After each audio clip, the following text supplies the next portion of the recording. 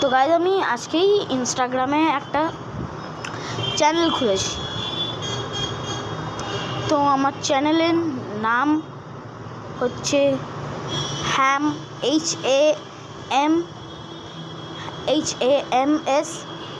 HAMSTER। আর হ্যাঁ, এটা সার্চ করলেই তারপরে হ্যামস্টারের পরে ড্যাশ, তারপরে ওখানে অনেকগুলো নাম্বার থাকে।